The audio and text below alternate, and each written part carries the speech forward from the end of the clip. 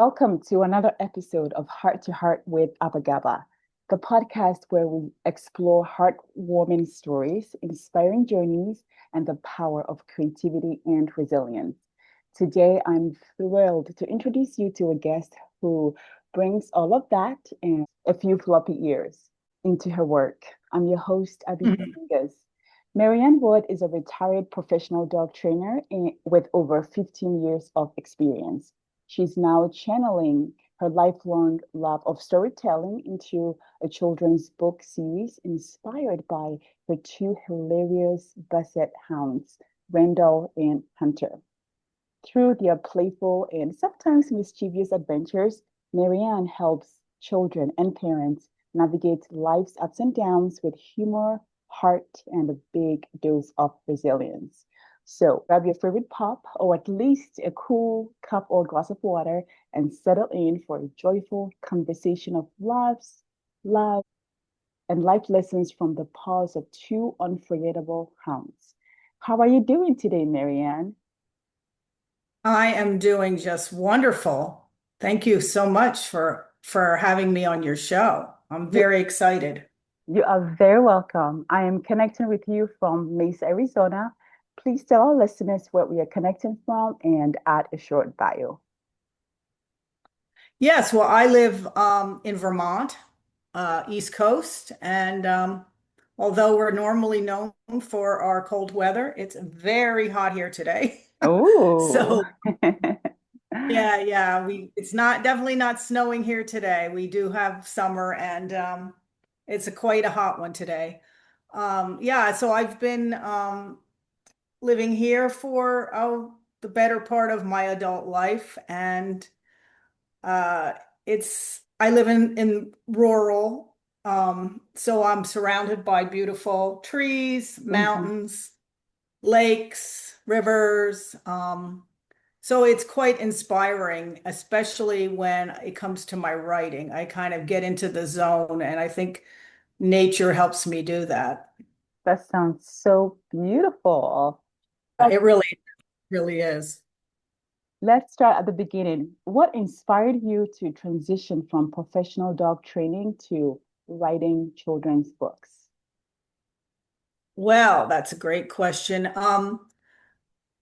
As you said in the bio, I was working as a professional dog trainer for 15 years, and during that time, right at the very beginning of that journey, my sister became quite ill.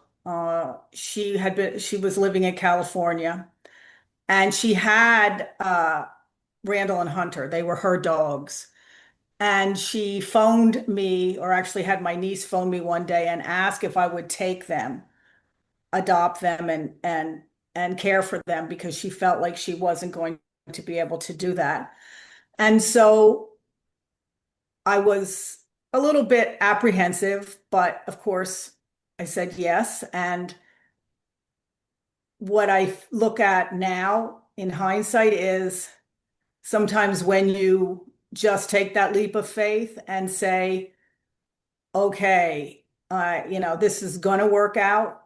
It does. And taking them into my life was like one of the greatest things that's ever happened. They were just they kept the connection with her going because she ultimately passed away. Oh, And they were just such little joys in my life. hmm. And I think if anybody's ever looked at a Basset Hound, they're not more one of the more common breeds, certainly, but their long floppy ears and their short little legs, they just kind of bring a smile to your face. Hmm. And for these dogs, to make a transition from, California, where they really never saw much of a transition in the seasons, to coming to a place like Vermont, where we have extreme differences in the seasons, them transitioning through that to a new home. Hmm. Um, and I just saw how like dogs can teach us so much about being resilient. Yeah. And I, wow, this really at some point, this would make a really good story for children. So that's how it kind of came about. That's such a beautiful shift. Did storytelling ever play a role in your work with dogs before this? Um, not not so much. I mean, I certainly could write a lot about my experiences in training dogs with between the dogs and the dynamics with their owners and et cetera, but not really. I've always written like short little stories or little things, and I've been in writing groups but I've never really pushed myself to publish something. Hmm. So this was really putting my foot into that water, so to speak. And um I find that the children that because I travel to a lot of different schools and I read the books to the kids and it's really well received. It's the stories are really well received and of course that's very gratifying for me. That is so joyful. So now tell us about Randall and Hunter. What makes them the heart of your stories? Well, as I said, and I start out with book one, describing how they look, and they make that because they are in the hound family, they make that howling sound. They kind of when they get in really excited, they'll make that oh woo sound, which is very, that's kind of a hound trademark. And they they were different. They were not biologically brothers. In fact, my sister rescued both of them from separately from Basset Hound rescues out in California, but they had a real love for each other. Oh, But yeah, I could see their personalities were a little different. Randall was much more confident, and Hunter was more of a, I won't really say scaredy cat, but he had a little more trepidation around certain things. hmm. And I thought, well, okay, this will make a good teaching moment for children, how a sibling can help you overcome trepidations, Yeah, how you learn from each other. And they just seem to move like through life yeah. um, without any real hesitations a lot of the time. And so then I got this image of like them going with the flow. So Hmm. hence the title of the book, Randall and Hunter Go with the Flow, because it just seems like they just have this well, we're going to move ahead. We're just going to Right. move ahead and I think, people, all of us, not just children, but all of us need to learn that, and especially children, because things like moving, a new move to a new home or a new state or that can be scary for a It child. can. It can be. How does your experience as a dog trainer shape the life lessons in your books? Well, I think it gives me kind of an understanding of maybe how a dog's mind works a little bit more than the average person. And the fact that I saw over and over again in my dog training that it didn't matter whether the dog had been in a shelter. It didn't matter whether, most of the time they rise to the occasion and they're not holding on to a lot of baggage about, oh, poor me, this was my life before you found me. They're just happy to be in a new loving home. Hmm. And if you respond with love, they respond accordingly. So I really wanted to project that through into the book as well, that um, you know, they kind of give what they get. And I think again, that's kind of a life lesson for all of us. That is so insightful. Speaking of life lessons, can you share a specific lesson from training that you've woven into a story? A lesson from training. Um, well, there was an interesting circumstance that happened with my now current dog, Willow, who, by the way, becomes a character in my second book. She becomes a friend of Randall and Hunter's. Um, And she is a chocolate lab, and she's very vivacious and very, she has a good play style with other dogs, but she's very good at reading the body language because dogs communicate with through body language because they're not using, speech as we Right. do. So there was one particular dog that she played really well with this dog outside, and they were just running and playing, and it was joyful. And it was, I mean, if you watch them, it just brought a smile to your face, Mm, which I feel like if you watch dogs play, I mean, they just play, they just have such a zest for life in that way. they do. So the owner said, but the dog does not really do well when she has to share her house indoors with another dog. And I said, all right, let's test that out because I saw that they were playing great outside. Mhm. Well, they took their dog in first, as I had instructed that they do. And I brought Willow in on a leash. She barely got through the threshold of the door when she just laid flat against the floor, turned her body so she wouldn't be in direct eye contact with that dog, which when that's a dog signal that I don't mean you any harm because they don't want to challenge each other by Mm. staring at each other.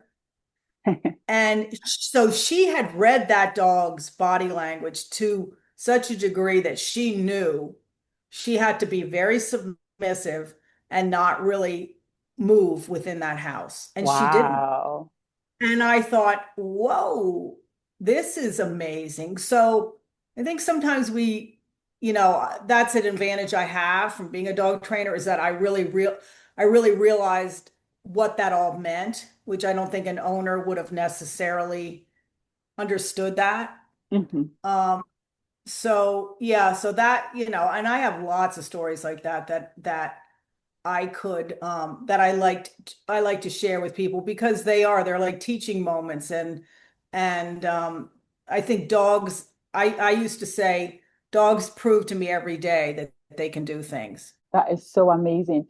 Why do you think children and adults resonate so deeply with stories about animals? Yeah, and that's another great question. I feel like it's because people put a lot of expectations on each other and conditions and likes and dislikes, and dogs and animals don't do that. I think they're all here with us to be examples of unconditional love Mm, and teach us what that can truly be. mm. That- um there are no expectations. They just are. They don't have agendas. They just are. yeah. So I think children are that way. Wouldn't you agree? Children are like much more freer and open Oh, yes.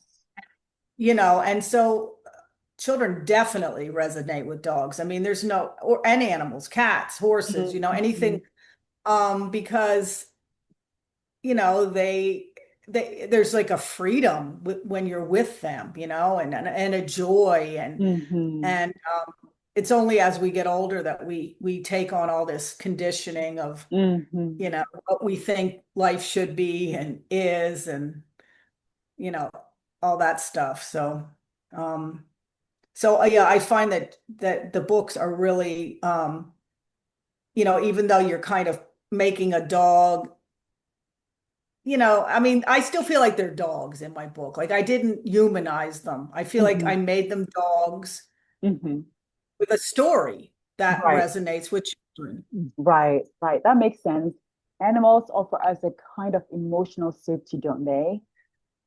Oh, absolutely. That's why there's so much, there's therapy dogs, and Oh, I yeah. mean, because emotional support dogs, because people just, um, you know, they just can really relax and unwind and calm down around a dog like that. Yes, absolutely. Have you found that children and parents sometimes take away different messages from the same story? Um, I'm sure they can. I'm sure they do. I'm sure that for like, for example, in book one, it's teaching, as I said, it talks more about, Right. moving across the country, and they went in an airplane, and they hadn't seen the seasons, and experiencing snow for the first time, Oh, and all of those things. And so for some children that might resonate more than others who have already seen snow, right, or right. already here. Whereas in book two, and by the way, it's going to be a 3-book series. Book three's not out yet, but in book two, we take the challenge of resiliency up a notch, because Hunter actually loses his vision in book two, which he did in Hmm. real life. Hmm. So for any child that has a major, limitation in their life or a disability, um, this book is beautiful because it really carries through the message, hey, you can do this with Right. the help of friends, with the help of your family. Hmm. If you have that don't give up attitude, you can do this. Yes, yes. Your stories have this wonderful go with the flow spirit. Can you share a personal moment when that mindset made all the difference for you? Well, I feel like, you know, I think, things come into our life, people, places, and experiences when we need them to. And I feel like my sister trusting me with her dogs at the end of her life. Um, I mean, look at how the beauty of that has carried on Oh, through yes. the stories. And I feel like I learned through her death to go with the flow myself in my Mhm. life, and how to take the lemons and turn them into lemonade. Um, and I'm certainly trying to do that with carrying on about Randall and Hunter's life through the books. And so I think that, we have these, I think sometimes the trials in our life um, are there to teach us to keep going with the flow. That is powerful. What has been the most rewarding part of writing for children compared with working with dogs? Well, I'll give you an example that just happened the other day. So I was invited to go to in my, in a town not far from where I live. They were Uh-huh. having sidewalk sales. Hmm. And the woman that owns the bookstore invited a bunch of authors to, join the sidewalk sale, set up a little table, and then, sell your books as Right. people, Hmm. And so there I was, and this little boy comes up to me and he says, "Do you remember me?" Oh, I said, "Well, probably, yeah." I didn't want to say, but I said, "Well, how do you know me?" And he said, "Well, you came and read to our school. You read the Randall and Hunter to our oh, school." And I said, "Yes, I did." And he said, and his dad was, and his mom were with him, and his dad said, "And we'd like to buy your second book," because I read book one to them. And oh, and I said, "That's great." And the little boy said, "But Dad, you didn't buy me book one. I want oh, both books." And oh, the father said, "But you had book one read to you at school." And he said, "But I want my own copy." oh. So they ended up buying both books. But I thought, that's a great testimonial for those books. Yes, absolutely. It came out of pleasant surprise. That is so touching. Yeah, it was. And he was so excited to get those books. You could just see it in his face. You could just see that. And coming from a child's mouth, like the mouth of babes, like that is so profound. I right? just love that. You can't make that stuff up, that's You for sure. cannot make it up. What a great difference that you're making. Like you go into schools and reading to children, and somewhere, somehow, somebody's listening and noticing and just soaking it up all in. So I commend you for the wonderful work that you're doing with children and families. Oh, thank you so much. I appreciate that. So, how can parents use your books to open conversations with their children Oh, about there's handling life's challenges? Yeah, there's so much in there. I mean, like I said, in book one, it starts out, gently talking about what do Basset Hounds look like. Then it goes into they find out that they're going to move, and Hunter, being the nervous, scared one. Oh Mhm. no, I don't want to move. I don't want to move somewhere I've never been, blah, blah, I and so oh, then he tries to be calm, they calm him. Randall and my sister calm him and then explain to them. So there's even a like a map of the United States on one of the pages, and it shows the journey that they're going to take across. I So love I mean, that. you can talk about the changing seasons, you can talk about geography, you can talk about you know, how new experiences don't have to be scary, because look, Randall and Hunter are going with the flow like the river to the ocean, and you can talk about how rivers do flow to oceans, and there's no stopping that, and how we Mhm. just all need to move on. So I mean, Yes. in that book, I think there's a ton of lessons. And then in terms of book two, as I said, Hunter loses his eyesight. He has his brother trying to console him, and then he has his friends Willow and Max, that his two best dog friends, and the four of them just work together to help Hunter feel comfortable that he no longer has his vision. Mm. And what a lesson that is for a child, that might feel different in some way, Oh that yeah. we got you. You're never alone. Yes. What's the creative process like when developing new stories inspired by Randall and Hunter? Well, it's interesting because I feel like uh, these stories just kind of like were effortless to put on the page. I mean, I had the concept. Um, One day I was actually walking them, and I just got this like image of, yeah, these Basset Hounds have been Hmm. really adaptable, and that needs to be a theme in the book.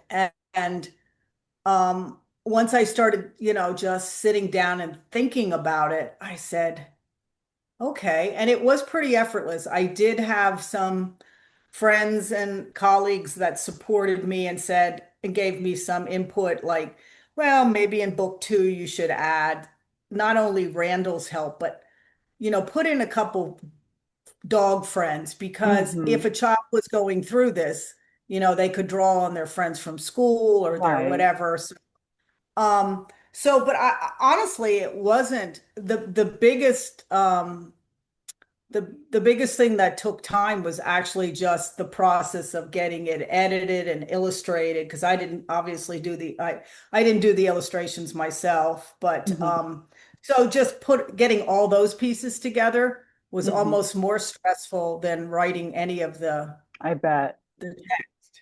So, do you usually start with the moments from your life or a bigger theme first? Do you jot ideas down on the go, or is Well, I think for me, I think I try to get the bigger theme, like the go with the flow theme, the uh-huh, resilience, and then back into the story. I love Absolutely. that. That's how I did it. Do you have any advice for others looking to pivot into a creative career after retirement or a major life change?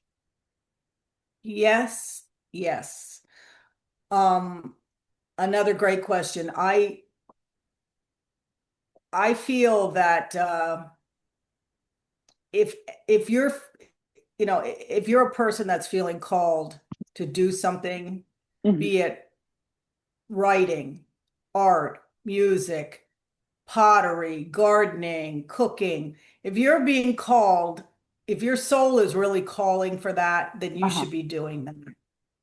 I totally And agree. do not be afraid. I mean, there is fear around um, changing, just like for Randall and Hunter, but we're conditioned to like want to be comfortable and secure.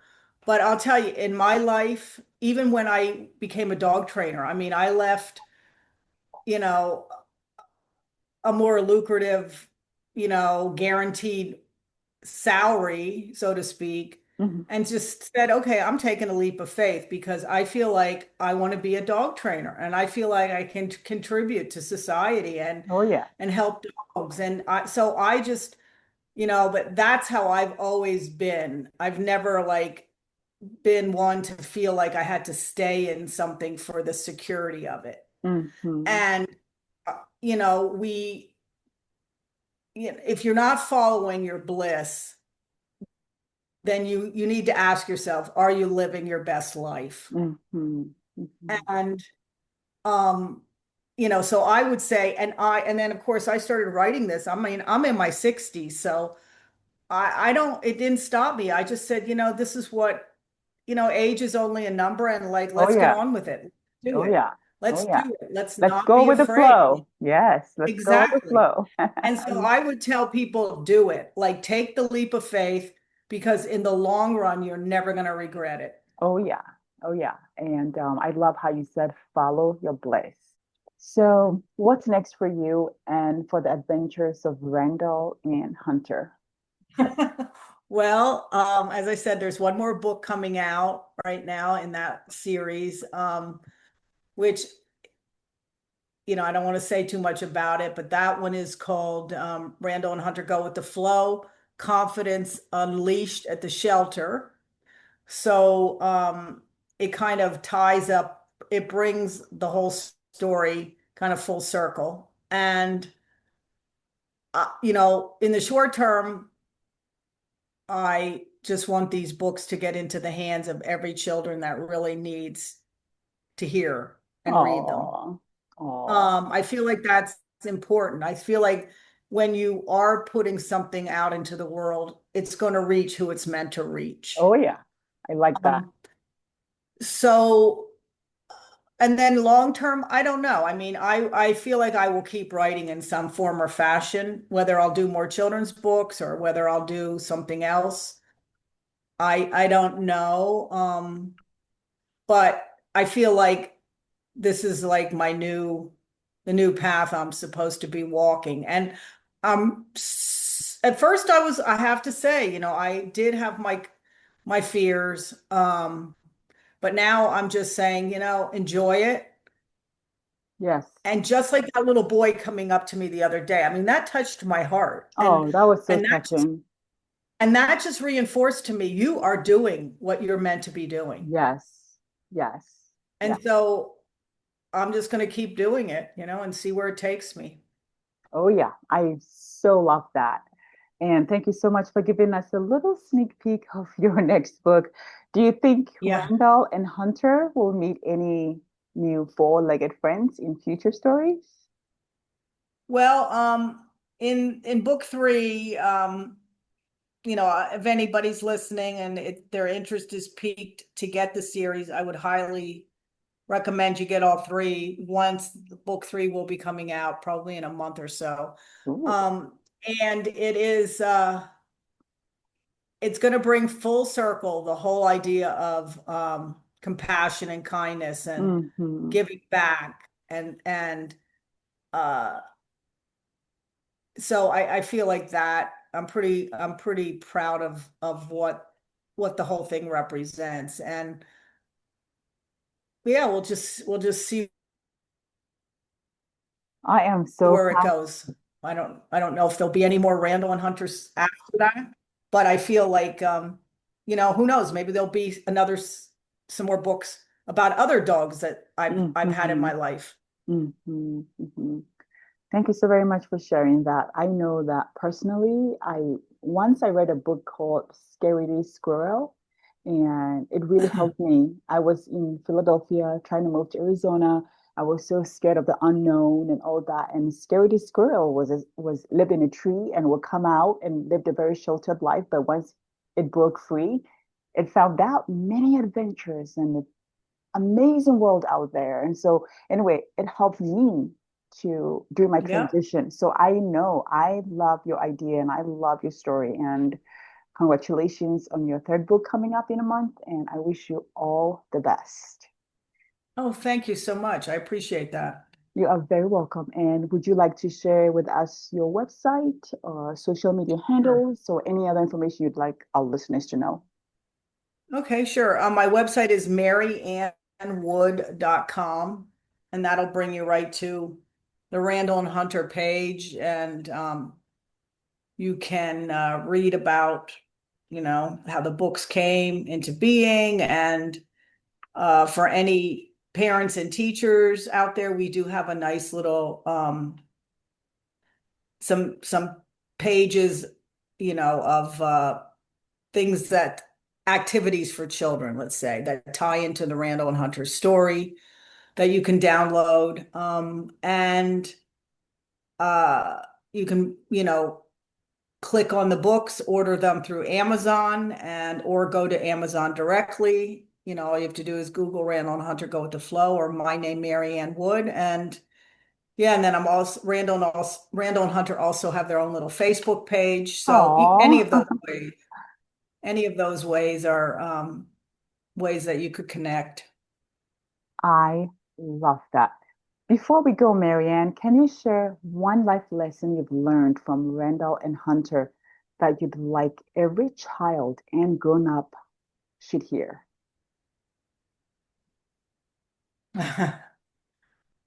Well, this is kind of a funny one, but it's again, it's the never give up, right? Never give up. Hmm. So, when Hunter lost his eyesight, um, um, prior to that, he used to love, and this is kind of tied in a book too, but as well, but he was a dog that loved to jump on furniture and beds, which I wasn't always a big fan of. I Right. didn't like dogs doing that, but he was very persistent, always persistent.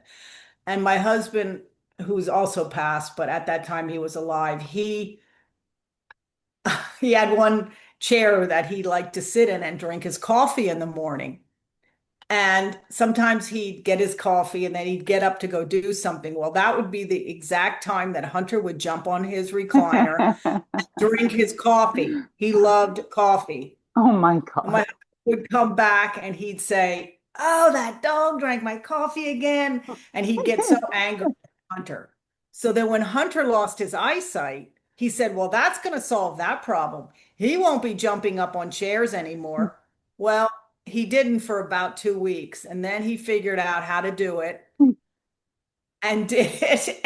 And I thought, you know what? I mean, think about getting up on something that is high. Like for us, a Yeah. chair's not, but if you were up on a ladder or something Uh-huh. and you couldn't see and somebody told you to jump, Oh my talk God. about a leap of faith. Yeah. And he did it. It Oh never my bothered him. word. He always trusted for some reason that he would land and be okay. And so I always think of that. I just think that's a great lesson. And it took a dog, I guess, to teach me that, we can land and we'll be okay. And we'll be okay. Beautifully said. Thank you so much again, Marianne, for bringing your story and theirs to life. We are so grateful you visited us today on Heart to Heart with Abagaba, and we can't wait to see where Randall and Hunter head next. Well, thank you so much. You're very welcome. What a joy to chat with Marianne. Her passion for dogs, storytelling, and helping families grow together really shines through.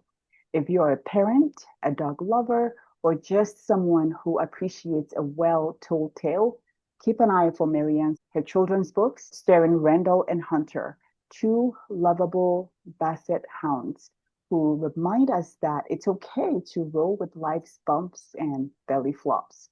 You can learn more about her work through her website, and of course, I'll link everything in the show notes. Dear friends, thank you so much for listening. And as always, don't forget to subscribe, leave a review, and share this episode with someone who needs a little tail wagging joy today. Until next time, keep laughing, keep learning, and maybe take a cue from a Basset Hound and slow down a little. Thank you for joining us for another heart to heart moment. I hope today's story touched your heart the way it touched mine. If this episode spoke to you, share it with someone you love. And don't forget to subscribe to this and our YouTube channel so you never miss a moment of connection, inspiration, and joy. The stories and insights shared on Heart to Heart with Abagaba are personal and based on lived experiences. While some of our guests may be licensed professionals in their fields, the content of this podcast should not be considered legal, medical, or mental health advice. For expert guidance, please consult a qualified professional directly. Until next time, take care of your heart, take care of each other, and keep celebrating the love that makes us family. Celebrate!